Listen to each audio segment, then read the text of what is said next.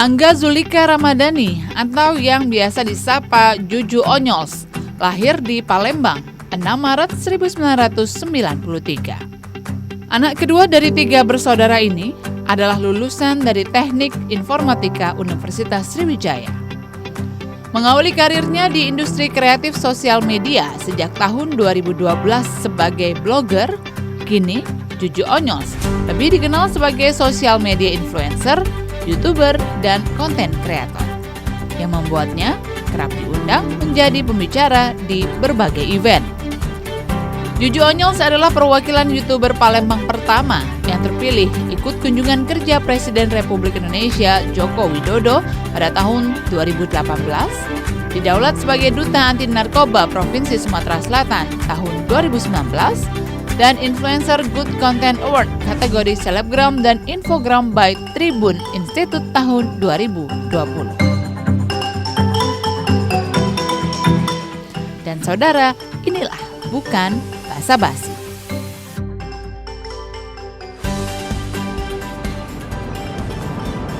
Assalamualaikum warahmatullahi wabarakatuh. Salam jumpa pemirsa TVRI Sumatera Selatan dimanapun Anda berada.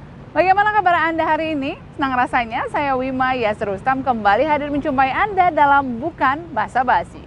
Ya pemirsa, kali ini kami akan mengajak Anda untuk mengenal lebih dekat dengan salah seorang influencer muda dan konten kreator Sumatera Selatan. Siapa lagi kalau bukan Juju Onyols. Untuk itu ikuti kami dalam Bukan Basa-Basi.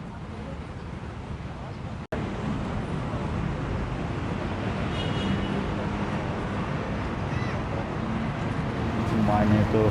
Halo Juju. Mbak, apa kabar Mbak? Alhamdulillah baik. Assalamualaikum. Waalaikumsalam warahmatullahi wabarakatuh. Gimana nih, lagi sibuk kayaknya? Lagi ngonten-ngonten biasa sih Mbak. Hari ini nih ngomong-ngomong kontennya apa? Pengen ngeliput di Taman Polda ini kan banyak aktivitas orang-orang di sini. Nah, pengen tahu aja sih mereka pada ngapain kalau di sini.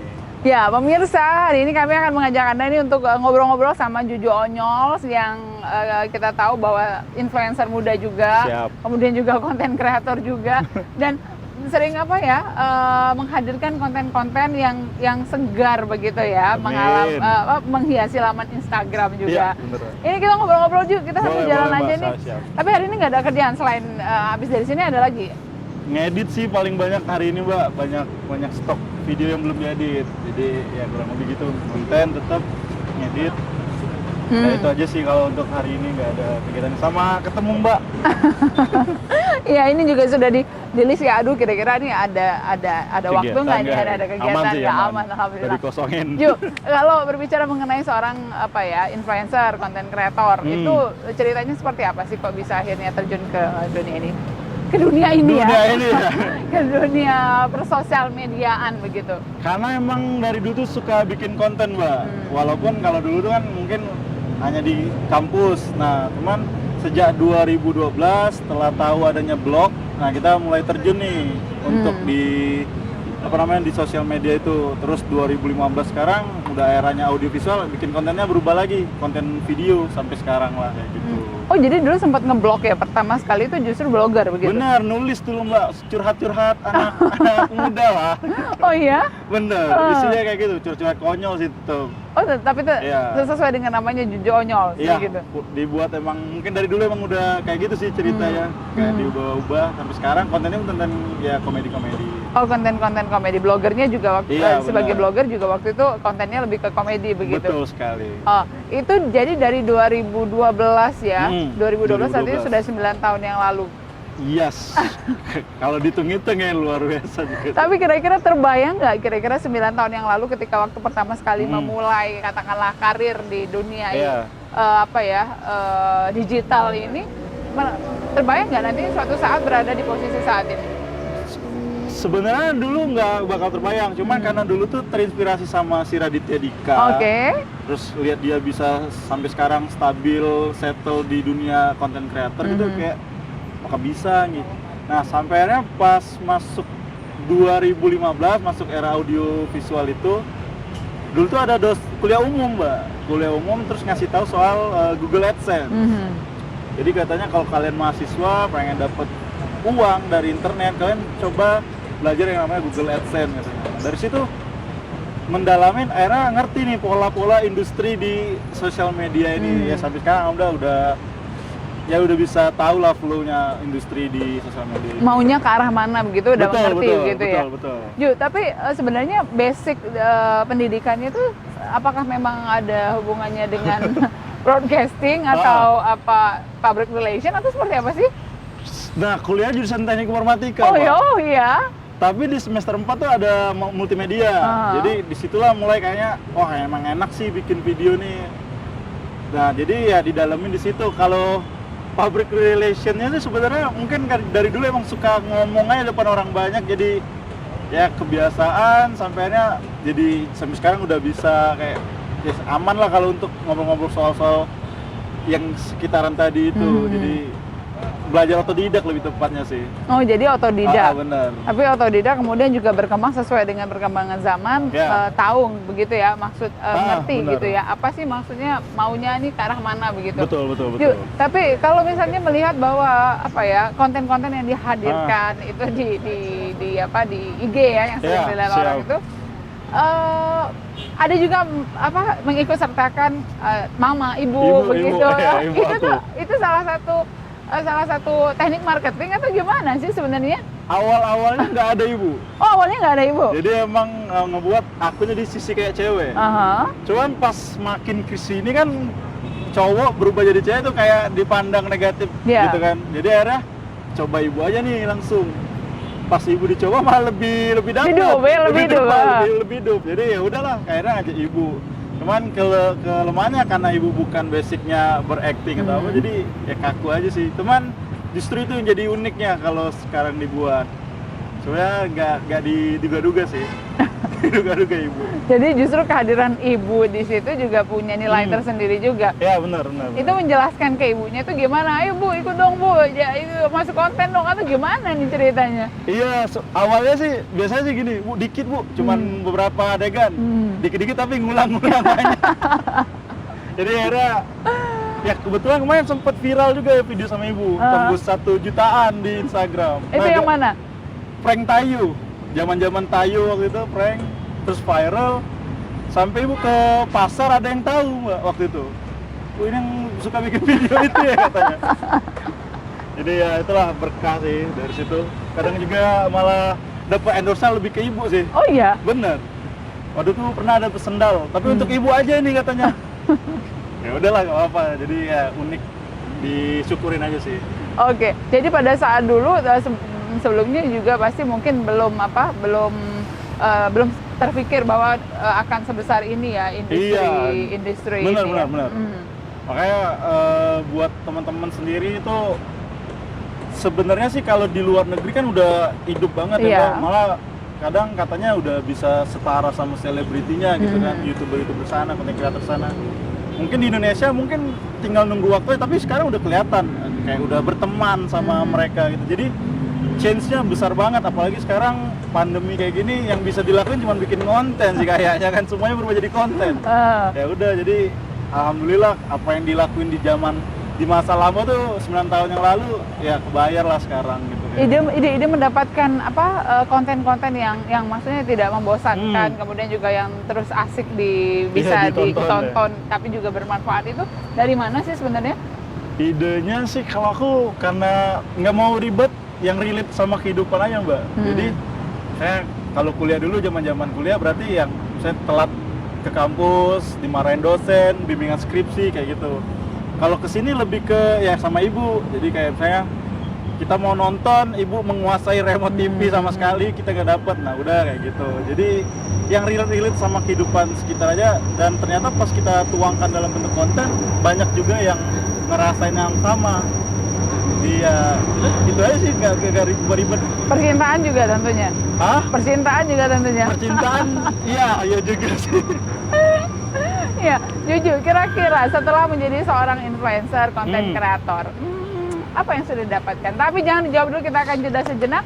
Pemirsa, tetaplah bersama kami, usai jeda berikut Bukan Basa-Basi masih akan kembali. Yuk. Siap.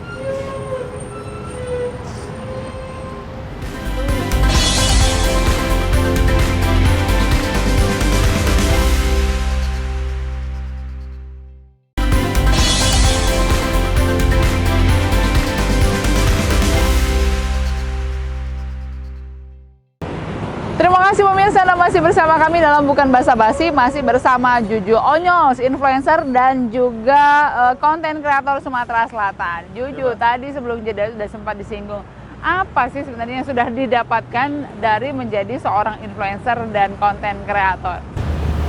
Apa ya, kalau ditanya material sih nggak ada yang dapat, Mbak. Ya beli kendaraan lah, beli. Wah, menarik ini menarik. Kita sambil duduk aja ya. Boleh, gitu boleh, ya. boleh. Oh ya, jadi sudah bisa membeli kendaraan Siap. dari konten kreator. Insya Allah studio jadi tahun depan lah. Udah beli rumah lah kayak gitu. Oh iya? Siap, Mbak. Jadi rumah, kemudian juga kendaraan roda 4 begitu. Ini semuanya didapat dari murni karena menjadi seorang konten kreator. Ya dulu sempat kerja juga kan, jadi nabung-nabung ya itu dapat, alhamdulillah. Iya, pemirsa, apakah ini memang yang diidam-idamkan generasi saat ini tuh kalau followersnya banyak, kemudian jadi YouTuber, tapi memang ternyata menghasilkan juga ya? Setelah dijalanin dari tahun 2015 itu kayak baru ngerti dan ya kayaknya emang lumayan bisa lah buat teman-teman kalau emang serius di bidang di industri digital kreatif ini. Gitu. Jadi jika diseriusi memang menghasilkan dan menghidupi begitu. Sejauh ini sih itu nggak ada kurusnya, seger. Ternyata kemarin juga sempat kerja kantoran juga ya, Ju ya? Iya, sempat, Mbak, sempat.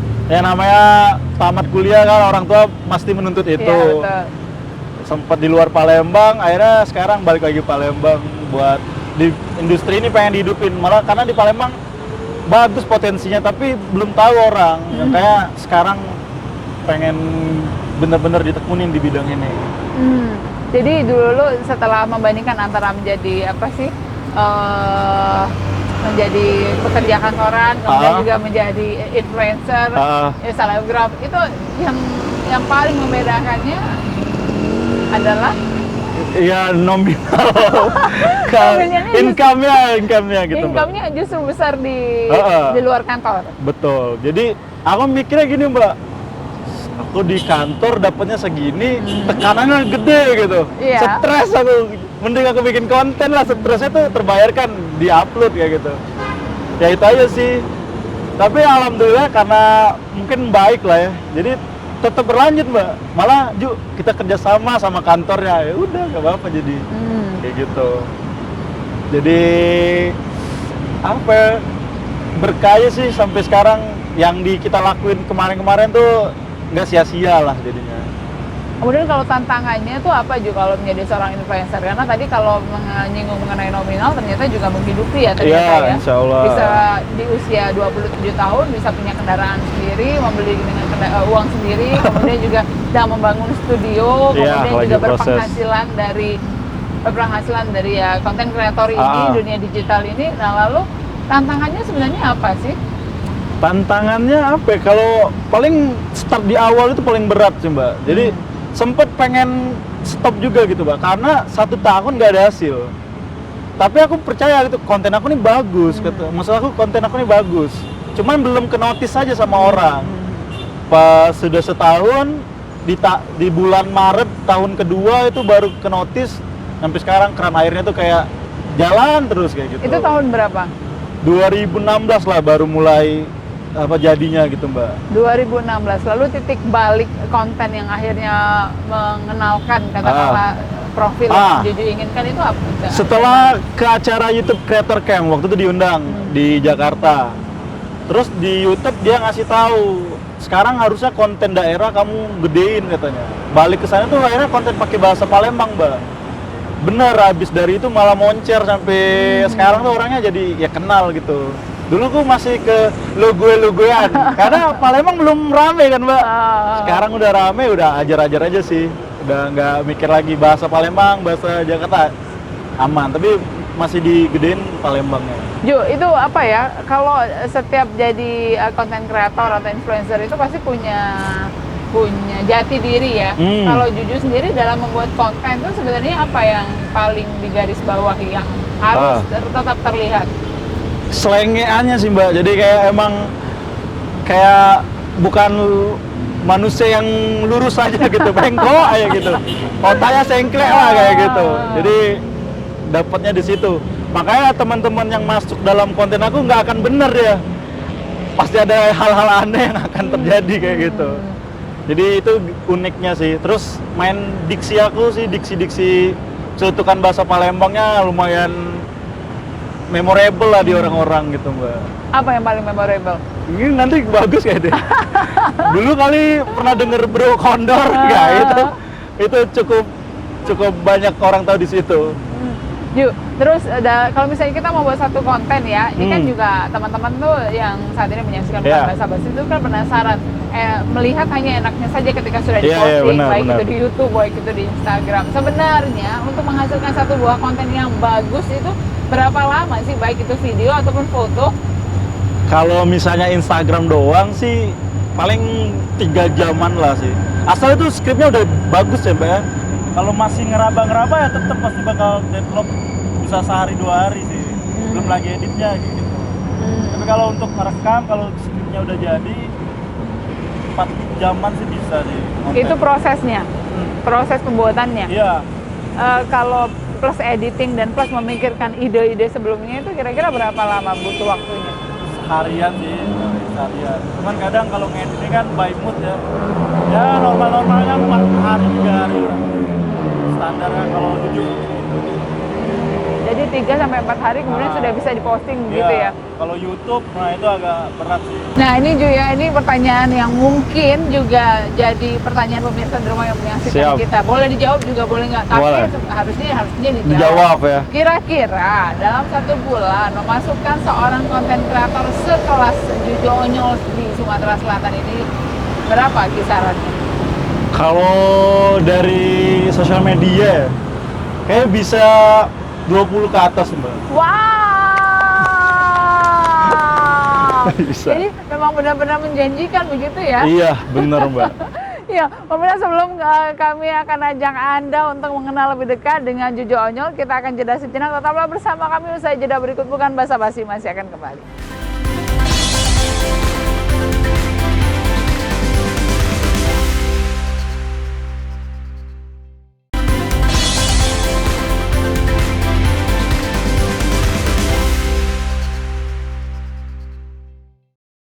Terima kasih Anda masih bersama kami dalam Bukan Basa Basi, masih bersama Jujo Onyol. Kita sambil jalan ya Ju ya.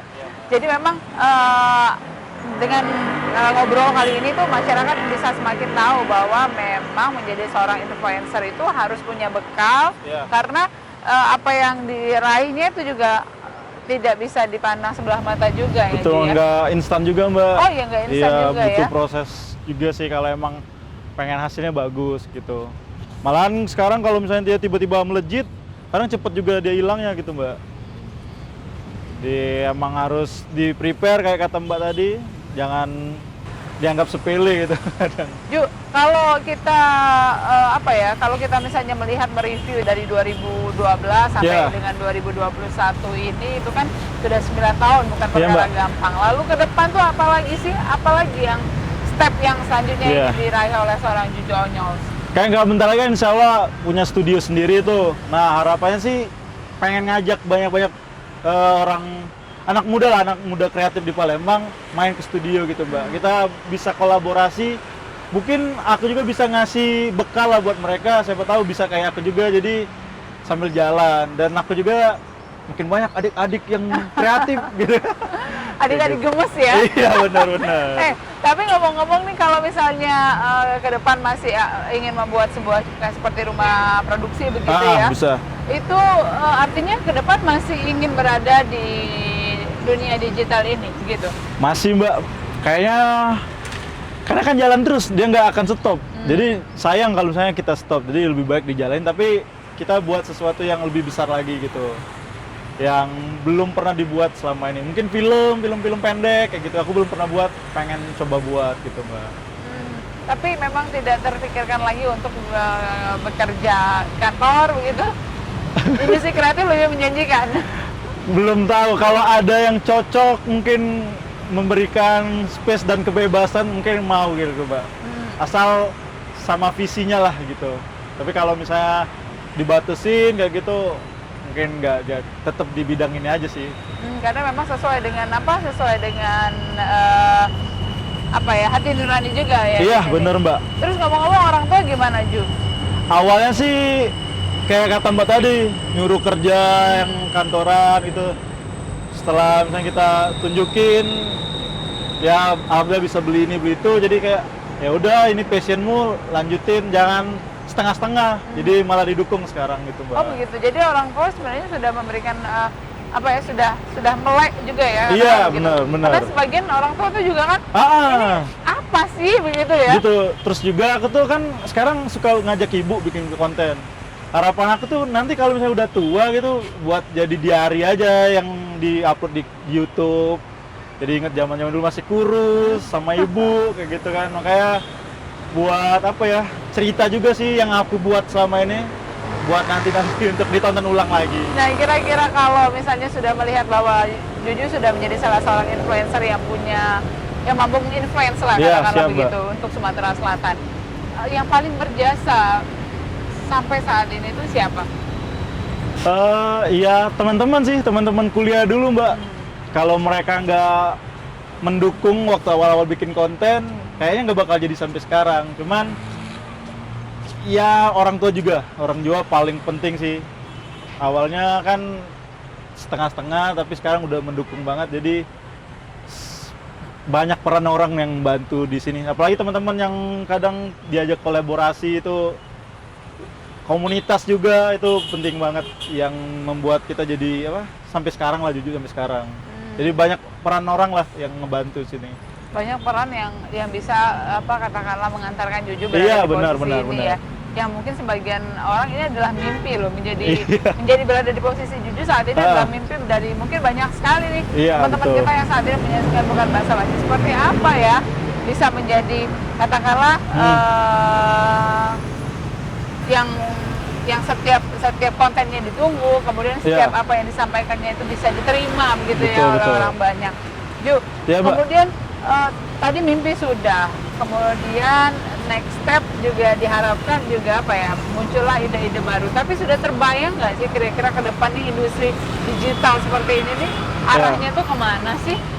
Kalau kita lihat kan sekarang yang senior-senior tuh udah mulai naik level semua Mbak. Dulu yang tadinya YouTuber sekarang jadi sutradara film. Nah, belum ada aja sih yang dari Palembang pengennya bisa sampai ke situ gitu. Sebenarnya udah banyak YouTuber Palembang yang gede-gede, cuman itu tadi hanya sekedar bikin konten. Nah, aku tuh harapannya kalau bisa ngerangkul yang lain-lain juga. Jadi nggak akan pernah mati industrinya dan nggak cuma monopoli doang gitu sampai sekarang. Kayak aku sekarang kan aktif di komunitas. Ya tujuannya sih yang tadinya tuh banyak juga Mbak, udah merubah nasib mereka, bener-bener berubah gara-gara konten ini. Udah ada penghasilan sendiri, jadi ya itu aja sih, kayak kebaikan terus dibalas kebaikan dengan berbalut konten kayak gitu. Ju, pernah berada di titik terendah nggak kira-kira? Awal-awal konten tuh terendah Mbak. Iya? Nggak punya handphone. Bukan, handphone tuh ada tapi nggak support untuk video di Instagram. Jadi minjem punya mantan. Thanks to mantan gitu ya? Thanks to mantan. Jadi ya selama mungkin hampir 6 bulanan, jadi nguploadnya tuh numpang handphone dia terus Mbak. Jadi aku ngedit di laptop, pindahin ke handphonenya, upload di handphonenya. Jadi peran dia juga banyak sebenarnya. Itu titik terendah? Titik terendah, iya. Kalau iya cuman itu aja sih, kayak di awal-awal tuh memang nggak ada equipment tuh terbatas. Cuman justru malah dari situ kita buktiin kan sekarang udah bisa yang ngumpulin sedikit demi sedikit. Makanya kadang kecewa aja sama orang tuanya bagus, bisa beli peralatan canggih tapi nggak ada apa-apanya gitu. Nah sayang. Harusnya bisa dimanfaatkan begitu ya. Sosial media juga harusnya dimanfaatkan yang positif tuh seperti ini begitu. Kemudian juga ini artinya pembuktian juga dong untuk mantan yang tadinya handphonenya dipinjam. udah nikah dia. Iya, Ju.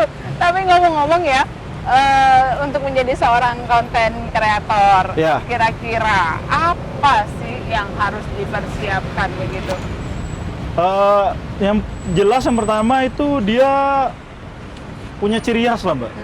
Ciri khas. Kedua ada yang beda sama dia. Kayak aku komedi, tapi kasihlah yang beda gitu. Ada yang sama, makanya kalau sama ya orang pasti condong milih yang lebih dulu kan kayak gitu. Nah, kalau bisa teman-teman kalau awal-awal kalau emang tentuin kontennya jenis apa tapi kasih yang beda gitu, Mbak.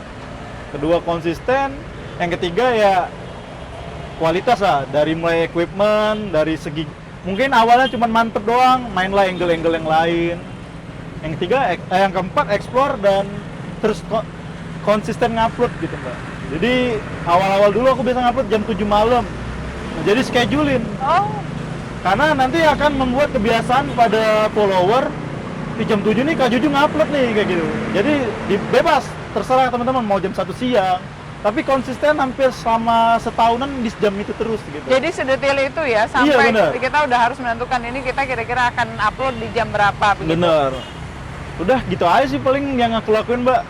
Sama jangan jadi sombong. Ya kan yang bikin kita gede follower. Ya udah interaksi terus sama follower tuh. Kayak aku biasanya main game atau bagi-bagi pulsa. Udah sih aman sih. Giveaway gitu. Ju, ya kalau berbicara mengenai tadi menyinggung follower ya, Ya. ini pasti akan banyak sekali di luar sana yang berharap bisa menjadi seorang seperti Iya, seorang benar-benar. Juju. Kira-kira bagaimana sih memberikan wejangan katakanlah, memberikan tips bagi mereka, walaupun akan menjadi mencontoh katakanlah Iya, benar-benar. idolanya, tapi tetap menjadi diri mereka sendiri, tidak hanya menjadi following saja, Iya. tidak follower saja Benar. begitu. Masih tetap ini sih, Mbak, ada namanya attitude, Mbak. Jadi kalau bagus sih bakal jadi bagus juga. Contoh yang megang kameramen di awal tadi, dia dulunya 5 tahun, Mbak, ngikutin aku dari ikut seminar sampai akhirnya kemarin satu panggung kita, Mbak. Jadi ada contohnya langsung itu teman saya kan. Jadi buat teman-teman juga yang mungkin tadinya follower, siapa tahu bisa satu bareng project. Kita nggak tahu. Yang pasti carilah sosok yang menginspirasi kalian, ya kasih sentuhan yang beda. Ya udah, buktiin pasti kalian juga bisa kayak yang kalian yang idolain itu. Oke, Juju, closing statement apa yang sampaikan kepada pemirsa di rumah, tentunya juga follower-follower yang menyaksikan nih. Buat kalian semua yang nonton Bukan Basa-Basi, ini sedikit tips aja dari aku ya. Sosial media itu gratis, platform yang gratis. Nah, kalian punya skill, ya udah kalian tuangkan, kalian tunjukin ke orang yang ada di sosial media. Bayangin ada banyak orang main sosial media, masa sih satu pun yang nggak akan notice karya kalian? Nah, jadi pakailah semaksimal mungkin dan aku tunggu karya kalian dan ya udah gitu aja, jadi content creator juga sih. Boleh. Oke, baik, terima kasih Juju atas waktunya ya. Terima kasih, kami masih setia menunggu konten-konten Siap. tentunya yang bermakna. Tentunya juga follower-follower di luar sana juga Oke. sangat menantikan apalagi nih kira-kira Juju Siap, keluar Mbak, dengan, siap, Mbak. seperti apa lagi nih ide-ide segarnya. Terima kasih, sukses terus Juju. Siap, Mbak. Dan bisa demikian Bukan Basa-Basi hari ini, akhirnya saya Wimaya terus pamit undur diri dari hadapan Anda. Sampai jumpa dan wassalamualaikum warahmatullahi wabarakatuh. Yuk, come on.